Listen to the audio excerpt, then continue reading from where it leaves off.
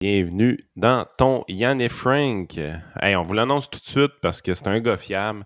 On va avoir Max Truman avec nous autres jeudi. On va taper ça demain après-midi. Je suis vraiment content. On vient juste de régler ça avec lui. Ils ont fait un dossier, le genre de dossier que j'aime avec dans lescoulisses.com par rapport à la loterie de la NHL. Là, vous savez, le Canadien est en 5e place. Donc, ça va être jeudi. On va parler de ça, de qu'est-ce qui s'est passé de ce côté-là. Puis comment, justement, Max a réussi à monter tout son média indépendant dans lescoulisses.com. C'est un dossier qu'on va avoir beaucoup de fun avec. J'espère que vous avez écouté le débat entre Vincent Gelozo et Alexis encore, je me trompe tout le temps, Alexandre Cormier-Denis sur la chaîne Au Blond Modéré, Sam Rasmussen. Ça a été un bon succès hier. Je pense qu'il y a comme 2000 vues déjà, ou presque 2000 vues sur leur truc. Fait que félicitations, messieurs. Aujourd'hui, dans le show, un diplomate chinois. Ah ouais, à maison! Va-t'en chez vous. La bataille est pognée dans la diplomatie canadienne. Mélanie Joly a mis ses culottes.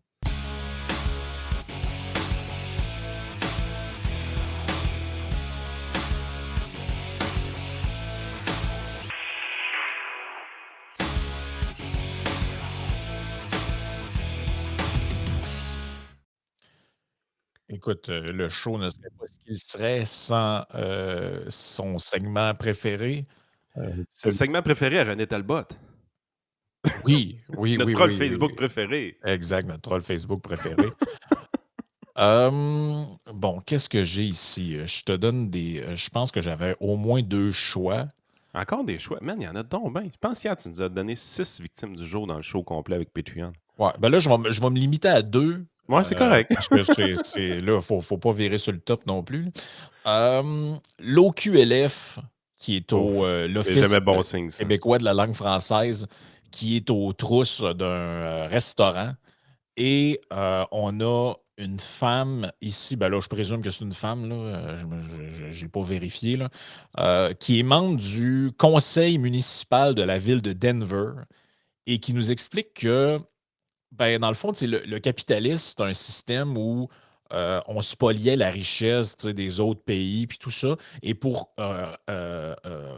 rembourser cette spoliation-là, dans le fond, il faudrait mettre une taxe spéciale sur les entreprises détenues par des Blancs pour repayer aux gens de couleur les dommages du passé. Ben, Je il sais n'y a pas pas trop. justement aussi quelque chose en Californie qui s'en va dans cette direction-là. Là? Il y aurait un remboursement éventuellement pour des gens de couleur.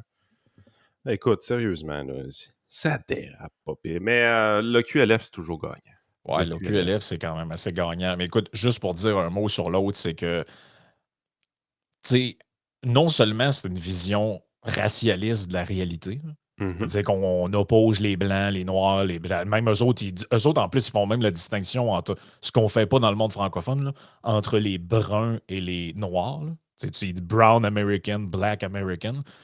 J'imagine que Brown, ça doit faire référence aux gens, mettons, du Pakistan ou des trucs de. Je sais pas à quoi on parle. C'est-tu J'ai- les j'ai- Latinos plus ou le Middle East? Écoute, j'ai aucune idée. Ça à quoi c'est. Non, je pense que c'est Middle East. Ici, on fait pas cette distinction, on parle pas de ça dans ces termes-là. Là. À mon avis, c'est une bonne chose. Là. Ben, On va commencer à color- trier le co- monde selon des teintes de peau. Je trouve ça un peu spécial. Là. quoi qu'on disait tout le temps, colorblind. OK? Ben oui, Enough là, with that shit. Là. On est colorblind. Là. On arrête. Là. C'est mais tu assez. sais, c'est que non seulement c'est ça, mais en plus, c'est une vision tribale de la réalité. Parce que, mettons, même si c'était vrai, là, ce qu'elle raconte, là, c'est des affaires qui se sont passées il y a 200, 300, 400 ans. Les gens ne sont pas héritiers par le sang de la souffrance de leurs ancêtres. Là. Ou du privilège de leurs. À part si c'était la famille, mettons, royale britannique, là, on peut peut-être jaser, là, parce que tu es assis sur le pactole. Là. Mais je veux dire, mettons que toi, dans ta lignée, là, il y avait très lointain, quelque part, quelqu'un qui a déjà eu des gens en esclavage. C'est pas ton problème à toi. Là. Ben non, exactement. Puis les descendants de ces gens-là, ils n'ont pas à t'en vouloir, puis tu n'as pas à t'excuser. Puis je veux dire, ça marche pas, ça. Là. La On n'est plupart pas des dans lois, un. la plupart des lois anti-discrimination qu'on a, l'objectif, c'est le suivant, OK? Ça a toujours été ça, l'objectif. Tu veux obtenir un emploi, tu dois être sélectionné sur des critères d'emploi. Donc, c'est quoi tes capacités physiques, c'est quoi tes capacités intellectuelles, c'est quoi ton éducation, c'est quoi... tu sais, c'est ça qui est pertinent. Qu'est-ce que tu as à offrir un employeur? Puis cet employeur-là va te prendre oui ou non selon ce que tu as à offrir toi comme employé. Mais si on te sélectionne positivement ou négativement parce que tu as certains gènes dans ton corps, là, ou est-ce que tu n'as aucun contrôle là-dessus? C'est donc ben cave. On n'est plus dans ce temps-là. Là. Ouais, ou parce que ton ancêtre, c'est un tel, ou... Puis remarquez, j'ai dit si on te sélectionne positivement ou négativement. Ça veut dire qu'on te discrimine négativement. Donc, on refuse d'engager un noir à cause de sa couleur de peau. Mais également, si on fait passer un noir en avant d'un blanc à cause de quotas pour sa couleur de peau. Les deux cas, c'est stupide. Vous devez sélectionner un employé sur ce qu'il a à vous offrir sur son CV, sur les tests psychométriques que vous allez lui faire passer. Enough with that shit. Là, Ouais, puis tu sais, à un moment donné, comment je pourrais dire ça, la société, à un moment donné, suppose que on fait un peu, on trace une ligne dans le sable, puis ce qui est arrivé, on ne le niera pas, on va le regarder comme il est, mais on ne peut pas ressucer ça jusqu'à la fin des temps non plus, là.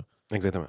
Tu sais, à un moment donné, là, je veux dire, les gens qui vivent dans les anciens pays satellites de l'URSS, là, dans 400 ans, s'ils se plaignent encore de Lénine puis de Staline, puis ça va être normal de leur dire, écoutez, ça fait 400 ans, là, ça serait le temps de passer à autre chose, là. Parce que là, à un moment donné, la rancœur, le ruminage, c'est pas bon pour personne, là. Exactement. Ça fait juste alimenter des tensions sociales inutiles, puis tu sais, on le voit, là, toutes les vidéos de ce type-là que je vois passer, ça a toujours l'air de venir de gens qui sont pas bien, là. Ils ont de la rancœur, ils ont de la haine en dedans d'eux autres. En fait, ce qu'ils cherchent, c'est à se venger. Mais à se venger de quoi? C'est même pas toi qui est concerné par ça, c'est tes ancêtres. Puis même pire que ça, des fois, c'est des gens qui parlent au nom des autres. Mais Fait c'est que, que tu tu sais, collectivises un problème en réalité. Qu'est-ce que je veux dire par là? C'est que comme individu, tu n'as pas subi ces torts-là. Comme individu, tu n'as pas été privilégié par ces comportements-là du passé qui n'étaient pas humains, on va se le dire, mais qu'ils étaient comme ça dans le passé. c'est ça. Mais tu ne les as pas subis ou tu n'en as pas privilégié. Mais si tu collectivises ces problèmes-là, ben à ce moment-là, le facteur temps est plus important. C'est ça la game aussi de leur côté. En collectivisant des problèmes, ils sont capables de détruire la ligne du temps. Ils disent, écoute, là, il y a 200 ans, on n'a pas été correct avec les Noirs, on devrait être shamé encore aujourd'hui. Non. On doit se remémorer, on doit commémorer, j'ai pas de problème avec Exact. ça. Mais d'arriver puis éviter les erreurs du passé, donc de faire des cochonneries comme on a fait dans le temps, il faut arrêter, il ne faut plus en refaire dans le futur, je suis 100% d'accord. Mais tu n'effaces pas le passé en faisant l'inverse aujourd'hui. Ben non, c'est. Puis on veut pas effacer le passé. Je veux dire, même si c'est pas chic, même si c'est pas rose, ce que les Blancs ont fait à l'époque, ben, c'est justement la raison pourquoi on veut s'en rappeler. On veut pas l'effacer, on veut s'en rappeler. Ouais, puis tu sais, Mané aussi, le constat de culpabilité il commence à être large, là. Quand tu commences à embarquer là-dedans, le capitalisme, tu sais, Non, là, ça vire au délire. Bon, c'est un peu pourri. avant qu'il y ait une plainte,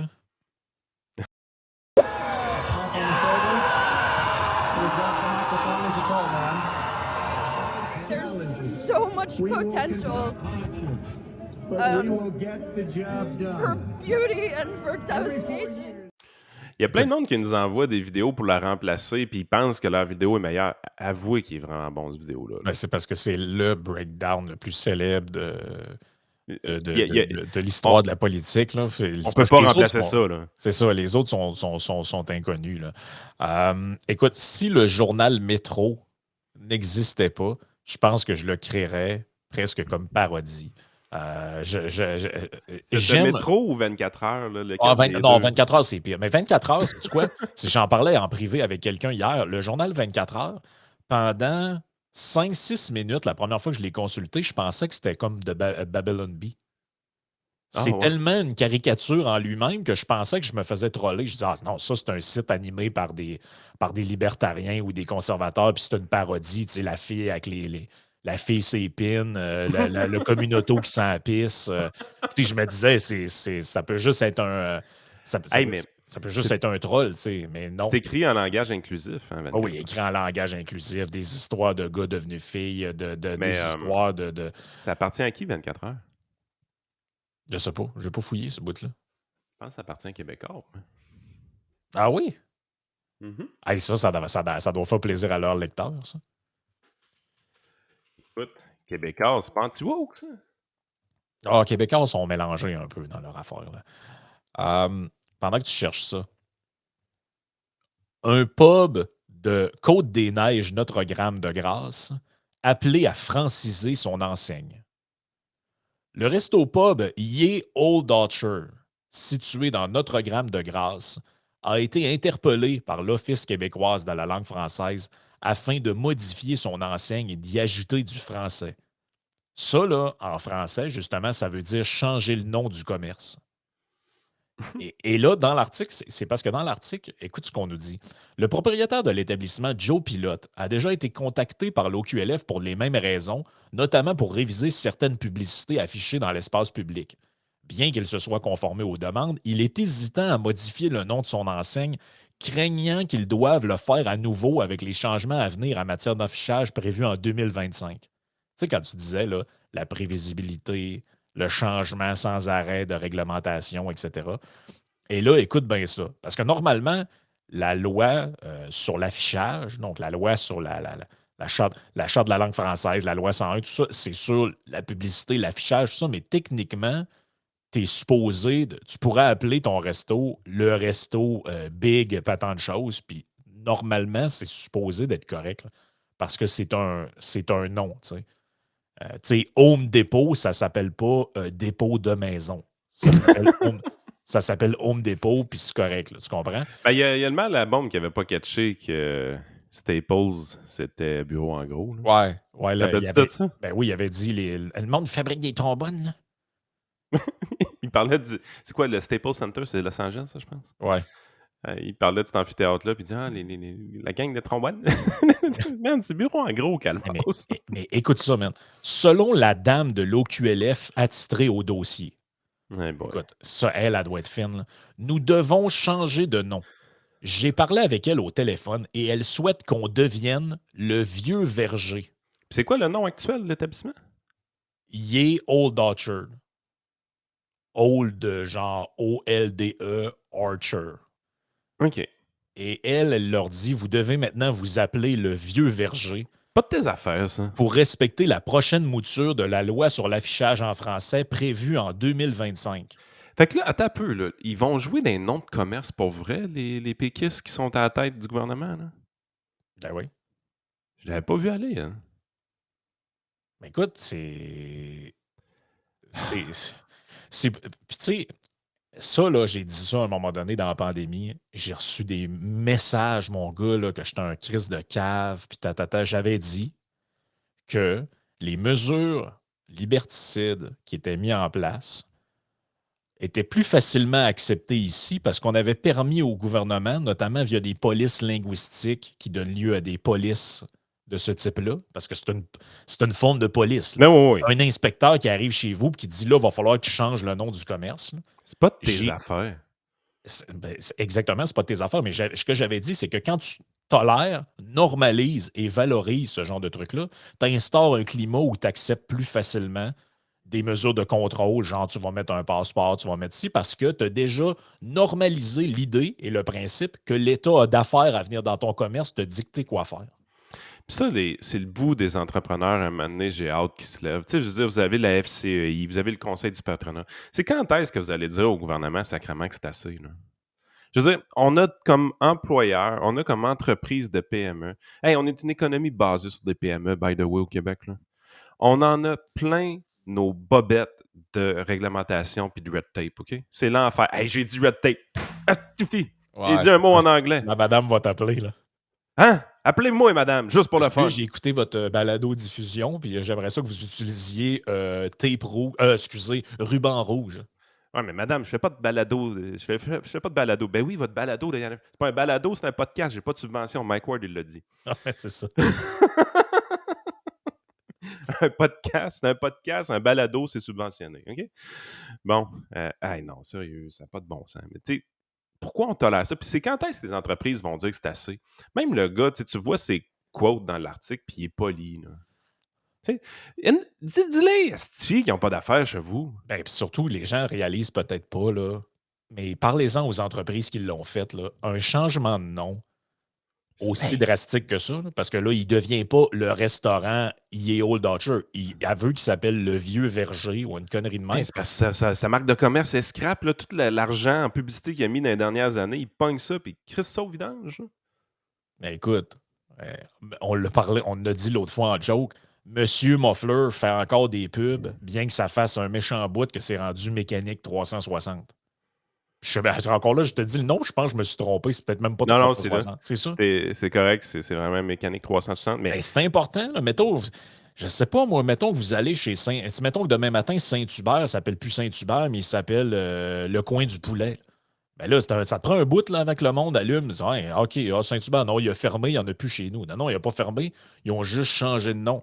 Hey, c'est long à incruster ça dans une. Surtout si, mettons, si je sais pas si ce restaurant-là, c'est peut-être une institution un peu dans son coin, ça fait longtemps qu'il est là. Faudrait que je le Google. Là, Mais tu sais, sérieusement, Hey, l'entrepreneur passe tellement de temps dans sa vie à bâtir son commerce, bâtir sa marque de commerce, bâtir sa réputation. Tu sais, c'est une Christie de job. Tu sais, moi, j'en ai développé une entreprise. L'entreprise s'appelle votreconseiller.net. J'ai mis du temps là-dessus, votreconseiller.net. Quand quelqu'un me dit monconseiller.net, les poils me lèvent un peu ses bras, puis je me dis, j'aurais peut-être dû prendre ce nom-là, puis tout ça. Mais si tu me dis demain matin, est-ce que je devrais changer mon nom de commerce pour dire monconseiller.net parce que les gens utilisent cette appellation-là? Souvent, la réponse est non. J'ai tellement mis de budget publicitaire puis de temps dans la création de cette marque de commerce-là pour la clientèle que j'ai, pour ce que j'ai développé au fil du temps. Tu sais, on a genre 4000 clients au total, là, y compris les assurances et les placements. Là. Je ne changerai pas de nom d'entreprise. Calvados, soyons donc. Les gens vont- ouvert, Yann, ben non, tu as absolument raison. Ouvert dans le Moncklin Village. Donc, dans le fond, c'est en plein cœur de Montréal. Là. Je pense même que je pense même que c'est pas loin du plateau, en fait. Là. We first opened in the heart of Montreal in 1996. Ça fait depuis 1996 que le pub est là. Hey, ça fait Ça s'appelle 27 de ans qu'il même. investit dans sa marque de commerce. Là. Ah, puis ça fait 27 ans qu'il est là, ça ne dérange pas. Puis là, aujourd'hui, après 27 ans, la Gestapo de la langue débarque avec là, vous allez changer votre nom. Vous allez changer. En plus, elle dit tu vas t'appeler de même. Oh ouais, de quoi tu te mêles, toi? Hey, Christ, toi, va te faire un grilled cheese puis sac-moi à paix, là. Hey, ça va faire, là. Mais Ça les va entrepreneurs faire. ne se lèvent jamais de bout. Sérieusement, c'est plate, le Québec, pour ça. Christy qu'on est docile. Méchante place de docile. Ouais, c'est ça. Quand ça vous arrive, là, je veux dire, à un moment donné, ça se fait, là. C'est quoi le pire qui va arriver? Ça une amende? Nous autres, on est juste bons pour bloquer des oléoducs et des gazoducs. Quand c'est le temps de faire du développement économique, Christy qu'on est bon pour bloquer ça. Ouais. Quand c'est Mais le temps quand d'aller se coucher à terre en avant d'une traque de train, là, on est bien bon. Là. Ah non, non, non. Quand c'est pour bloquer du développement économique, les Québécois sont là. Mais quand c'est le temps de dire à un fonctionnaire qu'il n'y a pas d'affaires dans ton commerce et qu'il devrait sacrer son camp, il n'y a personne qui se lève debout de jamais. C'est tout le temps de même. Pourquoi c'est comme ça? Ils nous tiennent par les couilles avec des subventions, avec des programmes. Ben oui. Et c'est tout, ben oui, c'est exactement ça. Écoute, par là de tenir par les couilles. Le 24 heures, c'est confirmé. C'est bien Québécois que ça l'appartient. Ah oui, ben j'aimerais ça savoir. D'après moi, les gens qui lisent ça, ils n'aiment pas beaucoup Richard Martineau et du Trisac, du Rocher et compagnie. Communiqué de presse de 2021. Nouveau site, nouvelle mission, nouveau collaborateur. Le 24 heures a désormais pour mandat de traiter, décortiquer et expliquer la nouvelle différemment en se basant sur la façon dont les plus jeunes consomment les contenus. L'information ainsi que le divertissement se côtoieront dans cette nouvelle offre médiatique. Oh ouais, ça manquait vraiment. C'est un Fait site de que même. Québécois, d'un côté, avec ses chroniqueurs dénoncent le wokisme à côté, puis de l'autre côté, ils montent un média, 24 heures, qui écrit en inclusif. Ah ouais, mais regarde, d'ailleurs, c'est drôle parce que ça faisait partie des sujets. Ça faisait partie des sujets que j'avais retenus on en parlera peut-être dans la partie Patreon, mais parlant de leur paradoxe de Québécois, il y avait sur la page du journal aujourd'hui, sur leur propre site web, quand tu scrollais down, tu avais la pub pour leur dossier dans la fin de semaine. Genre le Canada, Noailles, le Québec, 100 millions de personnes d'ici tant. Et juste en bas, tu avais un article qui nous disait que le gars du Texas, c'est un débile parce qu'il voulait renforcer contre l'immigration illégale. By the way, dans un cas, elle est légale, dans l'autre, elle est illégale. Là, juste dire ça de Ouais, ouais. même. Déjà en partant, en tout cas dans votre set de valeur, il y a comme de quoi qui est spécial là, dans la manière Hey, parce que d'interpréter les histoires. Là. le gars du Texas, tu me disais, c'était 3000 personnes par jour qui essayaient de traverser illégalement de leur côté. Ouais, ben de ce que je comprends, ça pourrait même monter à 13 000. Là. Hey, mais t'as peu, là. On capotait avec notre chemin Roxham, là. Mais c'était pas un gros problème par rapport à ça, là. Non, ben écoute, il y a. Parce qu'on parle d'immigration illégale, là. Tu sais, je veux dire, c'est des gens qui vont rentrer, qui vont être sans papier. Ça crée des problèmes à l'intérieur d'un pays, ces affaires-là. Là. Oh, et puis des gens qu'on ne sait pas trop d'où ils arrivent, ils n'ont pas d'identifiant, ils arrivent avec des enfants, c'est-tu leurs enfants, ils ont été. On ne le sait pas trop exactement. Et là, ben, les fonctionnaires fédéraux qui ont été dépêchés sur place par Biden, de ce que Abbott regarde, je te lis le tweet de Greg Abbott. Texas is responding to the chaos caused by Biden ending Title 42.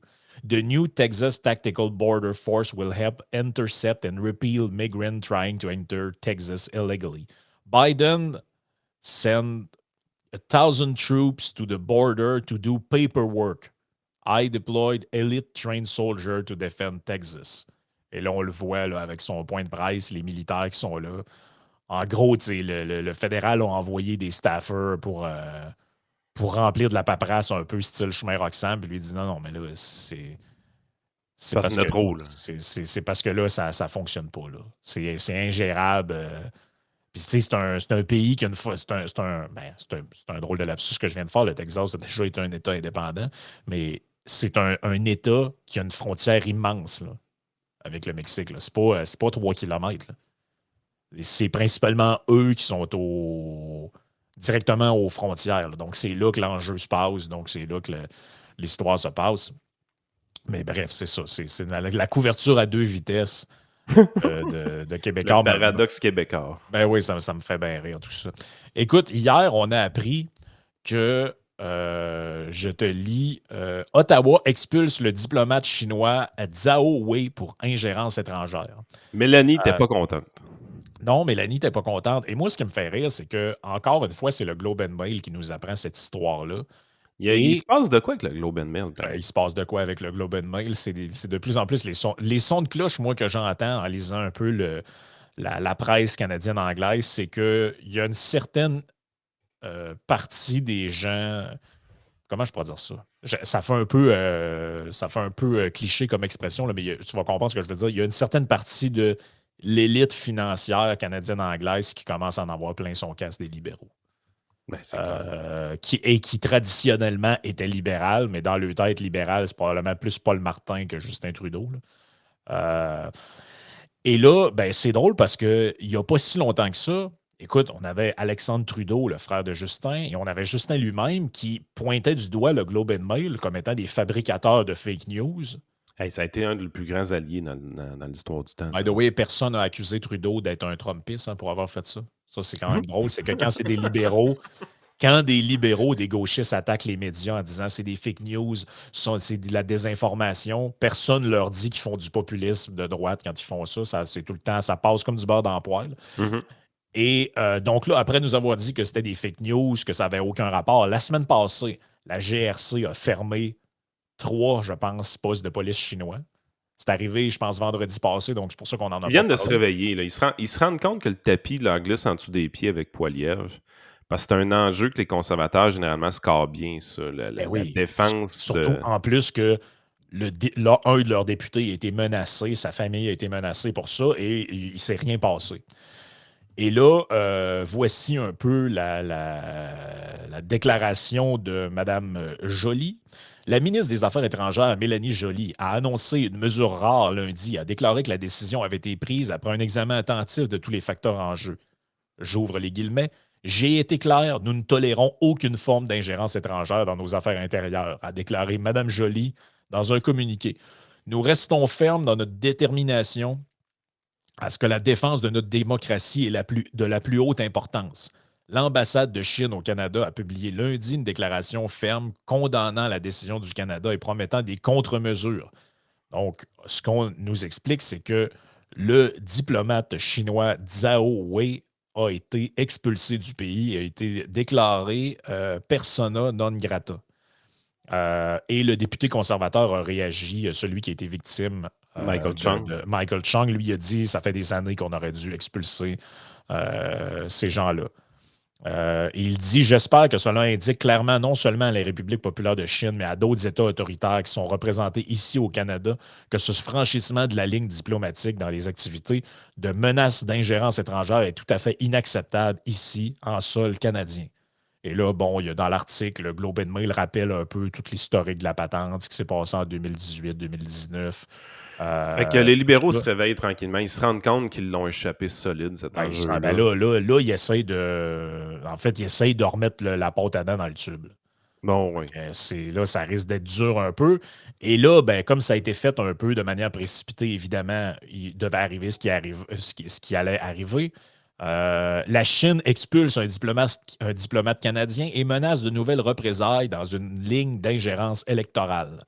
Et là, là, les gens qui connaissent un peu la Chine, puis le prof Caron pourra en parler mieux que moi, là, mais la Chine, ce sont les spécialistes de l'inversion accusatoire.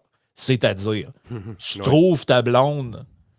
Tu trouves ta blonde dans le lit ou tu trouves ton chum dans le lit avec quelqu'un d'autre, il te pète un plomb et tu te dis mais pourquoi tu me parlerais de même? Je n'ai rien fait, arrête de m'intimider. Puis ouais, mais c'est un peu, c'est parce qu'elle vient de te trouver dans le lit avec quelqu'un d'autre.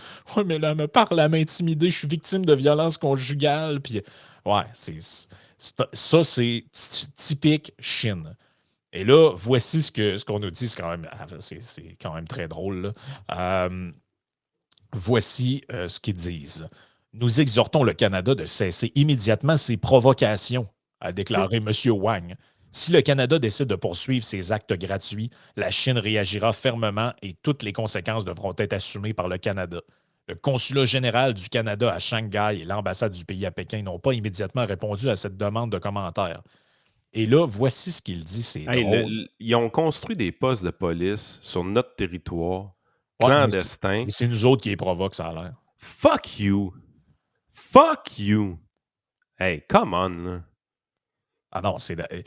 le Canada a agi sur la base de fausses accusations d'ingérence chinoise. Il a déclaré que l'expulsion était pleinement, par rapport à celui de Lalonde, là, dans le fond, qui est le diplomate canadien qui a été expulsé de Chine.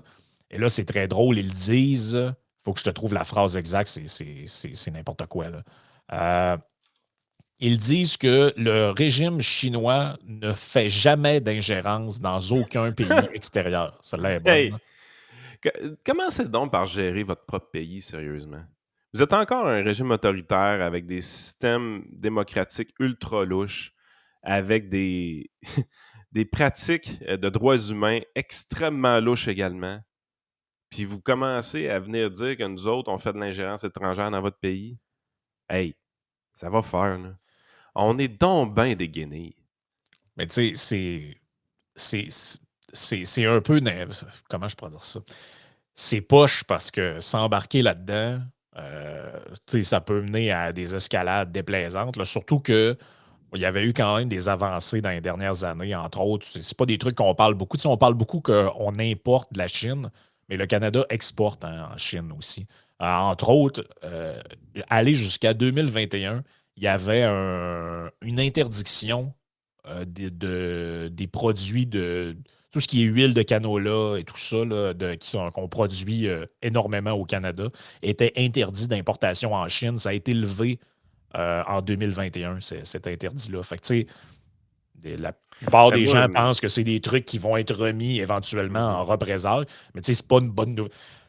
Se pogner avec les autres, c'est jamais une bonne nouvelle. Mais là, on est comme pogné pour rattraper le chemin parce qu'il y a tellement eu de négligence puis de genre de bisounours que là, tu es obligé de mettre ton pied à terre. Mais si le pied à terre avait été là depuis le début, puis elle n'a pas toléré des escalades puis des escalades de ci pis ça, ben là, tu n'es pas obligé d'arriver avec des solutions. Parce que là, on a plusieurs affaires à démanteler. Tu sais, je veux dire, les dons aux universités, les postes de police chinois, Les tentatives d'ingérence carrément directement dans les campagnes électorales, ça fait beaucoup, beaucoup de choses à démanteler. Je veux dire, c'est des affaires qui sont nécessaires à un moment donné. T'es pas en train de dire ah ouais, on n'est pas d'accord avec tel tarif d'importation. C'est pas ça la game qui se passe avec la Chine. OK, ouais, tes droits humains là, avec les Ouïghours, on n'est pas d'accord. À la limite, ils pourraient te dire c'est pas de nos affaires. Là, c'est parce que c'est sur notre territoire. On les a laissés faire ce qu'ils voulaient pendant trop longtemps. Puis le réseau d'espionnage et d'intimidation envers leurs ressortissants, il est implanté. Puis il faut le démanteler. Mais Christy, on ne sera pas capable de démanteler ce réseau-là qui s'est implanté dans les 10 dernières années. Je ne sais pas combien de temps ça a pris à implanter ça. Mais on ne sera pas capable de démanteler tout ça sans casser des œufs. Là. C'est sûr qu'on va se pincer avec les Chinois pour démanteler tout ça, mais il faut le démanteler. Il faut régler ce problème-là. Je veux dire, on ne peut pas être une passoire comme ça, le Canada. Là. On fait rire de nous autres, là, à l'échelle internationale. Tu sais, mettons, je regarde les gens du Middle East, ils regardent l'affrontement Canada-Chine là-dessus, puis tu dis, ah ouais, tout ce qu'on a à faire, c'est d'ouvrir des petits postes de police, puis des affaires de même, puis voyons, ça fait pas de sens. Hein. On a été mou, ça n'a pas de bon sens. Tu sais, maintenant, tout le monde, il est pas beau, puis tout le monde, il est pas gentil. Là. On est les premiers à dire que l'immigration, c'est important, puis qu'on veut avoir plus d'immigration, mais Christy, ça reste quand même que le ministère des Affaires étrangères, puis le SCRS, ils ont des jobs à faire, puis ces organismes-là, présentement, sont mal financés. Là. À un moment donné, le CRS, là, augmenter le budget, sacrément, fait de quoi? Ça n'a pas d'allure. Ils ont l'air de des boys scouts. Là. Ah non, c'est n'importe quoi. Puis tu sais, une des choses qu'on parle pas, c'est que c'est pas juste le Canada là, qui est visé par ça. Comme disaient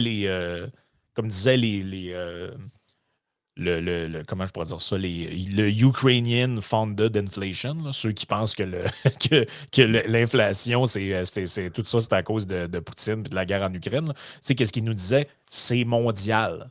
Mm-hmm. Je reprendrai à la balle au bon de cet argument-là. Et je suis obligé de te dire qu'une simple revue de presse assez rapide, si vous cherchez poste de police chinois, écoute, regarde ce qu'on a ici. Là. Le FBI arrête 2 personnes à New York dans le dossier des postes de police chinois.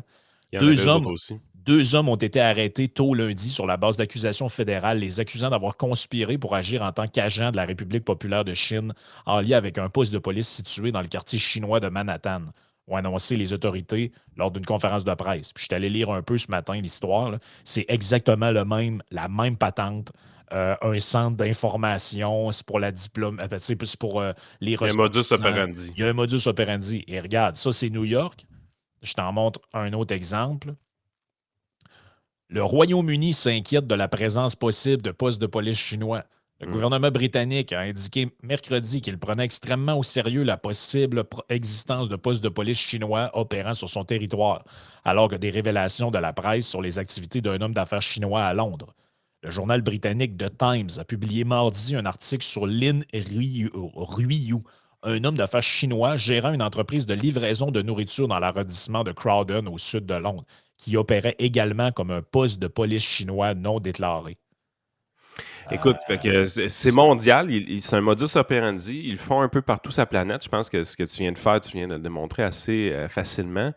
Mais imagine-toi aussi, pour qui on doit faire ces affaires-là? Tu sais, je veux dire, il y a des immigrants qui ont quitté la Chine, qui sont venus s'établir au Canada, qui veulent établir leur famille, qui veulent obtenir un nouveau départ, veux pas, c'est un peu le but de l'immigration. Et ces gens-là se font intimider par des policiers chinois sur notre propre territoire, qui n'ont aucune juridiction de faire ça.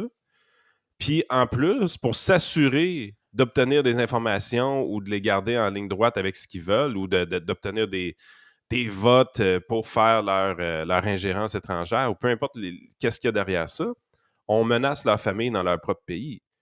Tu sais, je veux dire, à un moment donné, ces gens-là quittent venir s'établir ici, puis ils le font en réalité pour avoir ce nouveau départ-là. Ben, c'est notre responsabilité comme terre d'accueil de leur donner la possibilité d'avoir ce départ-là, ce nouveau départ-là. Mais c'est pas vrai qu'on leur donne cette possibilité-là si on tolère des postes de police chinois sur notre propre territoire. Ben, absolument. Et faut pas être naïf. Là. C'est le mode opératoire des régimes communistes depuis toujours. N'en déplaise à Alexandre Trudeau, là, dont le surnom serait Sacha. Je ne sais pas pourquoi, mais ça a l'air que c'est son autre nom, Sacha Trudeau. Ben, Sacha, là, qui dit que la Chine n'est plus vraiment communiste et autre chose, ben, ils ont encore le même mode de fonctionnement que les régimes communistes. Écoute, j'ai fait un podcast il y a 3-4 ans de ça sur un gars qui s'appelle Igor Gouzenko. Igor Gouzenko, dans l'histoire canadienne, c'est un élément quand même vraiment intéressant, là. Les gens cherchaient ça, l'affaire Gouzenko. J'ai fait un podcast là-dessus. Il doit même être sur la chaîne YouTube. C'est l'histoire d'un gars qui était en fait ambassadeur à Ottawa pour l'ambassade de l'Union soviétique dans les années 40. À un moment donné, il s'est rendu compte qu'il ne savait même pas lui-même. Il était utilisé par l'Union soviétique pour collecter de l'information sur le Canada. Puis, tu sais, lui, il était un peu bon enfant. Il ne savait pas trop ce qu'il faisait. Puis, quand il s'est rendu compte qu'on l'utilisait pour transmettre de l'information, il a comme pogné peur, puis il s'est dénoncé lui-même. Il a essayé de contacter le premier ministre de l'époque, qui était Mackenzie King. Au début, on l'a pas trop cru, puis finalement, ben là, c'est c'est les services secrets qui l'ont ramassé, puis ils ont ramassé 109 documents d'espionnage à l'époque sur toutes sortes d'affaires. Il y avait des gens qui étaient impliqués dans cette histoire-là, dont des politiciens qui étaient membres de partis communistes dans des provinces canadiennes. Tu sais, on a beaucoup fait les gens faisaient de la chasse aux communistes, mais il y a sûrement eu du monde qui ont déliré là-dessus. Mais il y avait un fondement de vérité, là, c'est-à-dire que l'Union soviétique et les pays communistes, c'est un modus operandi depuis toujours. Ils infiltrent, ils essayent de s'infiltrer dans les pays démocratiques via des consulats, des ambassades, des choses. Et le but de tout ça, c'est recueillir de l'information, voler des secrets industriels, ce genre de choses-là pour le bien de la mère patrie. Et ceux Parce que la qui... liberté, ça a ce défaut-là. Ça laisse des brèches, ça laisse des mailles Absolument. dans le filet. Présentement, on est dans un système ultra opaque avec la Chine. On a de la misère à espionner en Chine. On aimerait ça espionner en Chine, mais on a de la difficulté. Les États-Unis ont de la misère à espionner en Chine aussi. On a de la misère à avoir de la bonne information de ce pays-là. Pourquoi? Parce que c'est ultra opaque, c'est ultra sécuritaire, cette frontière-là. Pourquoi c'est comme ça? Ben, eux autres, ils n'ont pas à se casser la tête avec la liberté des individus. OK? L'avantage, il n'y en a pas un dans ma tête, mais l'avantage de leur système, c'est que c'est un système qui est sécuritaire. Tu peux créer une opacité face aux étrangers. Nous, on aime la liberté, mais ça laisse des mailles, ça laisse des trous dans le filet, malheureusement. Puis c'est la raison pourquoi on a une approche qui est plus chirurgicale à la sécurité, si on veut, mais c'est ce qu'on veut avoir. Mais pour avoir une approche chirurgicale dans cette sécurité-là nationale, ben, ça prend des budgets, puis ça prend des organismes de contre-espionnage bien financés. Tu sais, maintenant, il faut que ça arrête. Absolument. C'est absolument ça, là. Écoute, on va migrer vers la partie Patreon. Il faut parler absolument Il y avait des remises de prix au concours canadien de journalisme. Hmm. Et nous dévoilerons qui est la meilleure ou le meilleur journaliste. Vous serez, ma foi, assez surpris, je pense. Je savais même plus qu'elle était au journalisme. Je ne savais même pas qu'elle l'avait déjà été. Qu'est-ce que j'avais aussi?